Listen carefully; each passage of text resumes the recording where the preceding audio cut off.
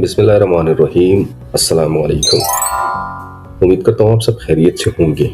ये देखें, ये यूबीएल की कुछ पोजीशंस आई थी इंटर पास लोगों के लिए, और इस पर मैंने 2-3 वीडियो बनाई थी जिसमें मैंने स्टार्टिंग से लेके जॉब किस चीज़ की है, सैलरी क्या है, ग्रेड क्या है, उसके बारे में, फिर उसके बाद मैंने इसके बेनिफिट्स, फिर उसके बाद मैंने अप्लाई करने का प्रोसेस, फिर उसके बाद मैंने इवन के टेस्ट करने का प्रोसेस, फिर मैंने लाइव इंटरव्यू, ईमेल आना, रिजेक्शन, सिलेक्शन, सब कुछ मैंने बड़ी डिटेल से इस पर मैंने वीडियोस बनाई हैं और उस पर आप लोगों के बड़े कमेंट्स भी आए हैं।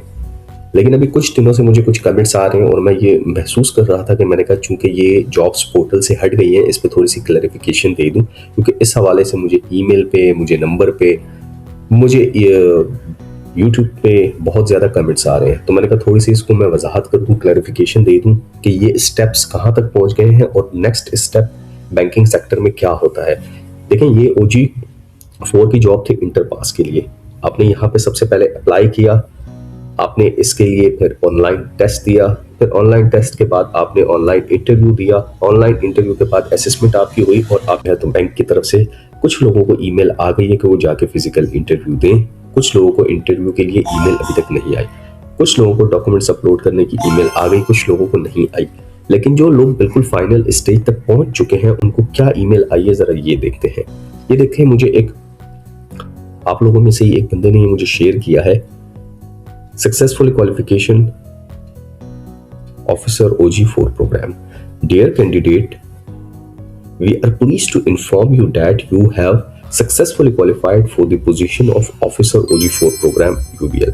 मतलब आप सक्सेसफुली क्वालिफाई कर गए। Following your performance in the assessment and video interview stages. मतलब आपने असेसमेंट और वीडियो इंटरव्यू स्टेजेस के दौरान जो किया उसमें आप क्वालिफाई हो गए हैं। Our team will review the documents and overall profile and extend a formal offer letter subject to successful verification of your documents। यहाँ तक समझने की बात यह है कि हमारी टीम इसको असेस करेगी, इसकी असेसमेंट करेगी और इसके बाद अगर आप सक्सेसफुल वेरीफाई हो जाते हैं आपके डॉक्यूमेंट्स में क्या वेरीफाई होता है, सबसे पहली चीज आपके एजुकेशनल डॉक्यूमेंट्स वेरीफाई होते हैं। बैंक जब भी किसी को हायर करता है तो उसमें 2 चीजें वेरीफाई करता है। एक उसकी एजुकेशनल डिग्री वेरीफाई करता है, चाहे वो मैट्रिक हो, चाहे FA हो, चाहे वो BCom हो, DCom हो या मास्टर हो, तमाम डिग्रीज वेरीफाई होती हैं आपके बोर्ड से, जो भी आपका कंसर्न रेलिवेंट बोर्ड हो वहां से वेरीफाई होते हैं और उसमें टाइम लगता है, क्योंकि बैंक फेक डिग्री होल्डर्स को तो नहीं हायर करता ना, तो बैंक इसकी वेरिफिकेशन पहले करता है। फिर इसके बाद जो है तो उसने एक और बात लिखी है, मेरिट स्कोर। अब मेरिट स्कोर की क्या बात हो गई? मेरिट स्कोर ये है कि हजारों लोगों ने अप्लाई किया है, इसका एक एग्रीगेट बनता है, स्कोर कार्ड बनता है। अगर उस स्कोर कार्ड में आप हैं तो डेफिनेटली बैंक आपको हायर करेगा। अब पोजीशन मिसाल के तौर पे पूरे पाकिस्तान में जहां जहां इन्होंने स्लॉट्स निकाली है वो 100 है और लोग आ गए हैं 1000, तो 1000 को तो एकोमोडेट नहीं करेंगे ना। अब उस 1000 में सब लोगों ने जो है तो वीडियो इंटरव्यू भी पास किया हुआ है और परफॉर्मेंस जो टेस्ट हुआ था वो भी पास किया हुआ है, लेकिन 1000 पोजीशंस तो नहीं है। पोजीशंस कितनी है? 100। तो उन 100 को हायर करने के लिए क्या होगा? मेरिट स्कोर कार्ड होगा, सिस्टम बेस्ड मेरिट होगा और जो आप लोगों का फाइनल इंटरव्यू हुआ होगा बैंक के किसी ऑफिशियल के साथ, वो ये तमाम चीजों का एक एग्रीगेट बनता है। उस एग्रीगेट के बाद एंड रिक्वायरमेंट्स, देखें यहाँ पे लिखा हुआ है मेरिट स्कोर एंड रिक्वायरमेंट्स। तो ये जो मैं बात कर रहा हूँ एंड रिक्वायरमेंट्स, रिक्वायरमेंट का मतलब यही है कि बैंक को जरूरत भी है उस जगह पे या नहीं। आप मिसाल में दे रहा हूं, आप बिहाड़ी के किसी इलाके से, बिहाड़ी से अप्लाई किया, आपने चकवाल से अप्लाई किया, आपने मुल्तान से अप्लाई किया और बैंक कहता है मेरे पास मुल्तान, बिहाड़ी, चकवाल इन जगहों पे पोजीशन ही अवेलेबल नहीं है, ये पोजीशन है लाहौर की। तो पहले प्रेफरेंस किसको दी जाएगी? जो लाहौर के कैंडिडेट होंगे उनको प्रेफरेंस दी जाएगी। पोजीशन है मुल्तान की, तो पहले जो मुल्तान वाला है उसको प्रेफरेंस दी जाएगी। अगर वहां पे कोई नहीं है तो फिर उसके सराउंडिंग्स को प्रेफरेंस दी जाती है। ऐसे नहीं है कि बैंक में आप आ गए और किसी भी जगह से आप आ गए, नहीं।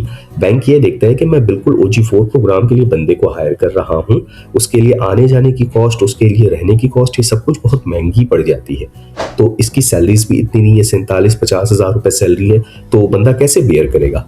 तो बैंक इन सारी चीजों को देखे ना, ये जो मेरिट स्कोर एंड रिक्वायरमेंट्स की बात की गई है ना, इसका मतलब यही है।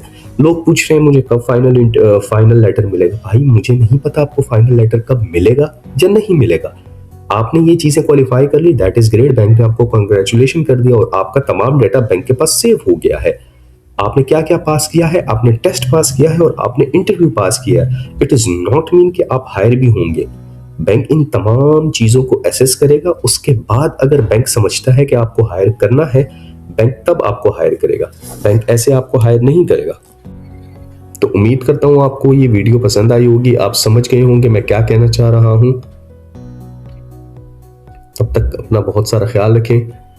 अल्लाह हाफिज।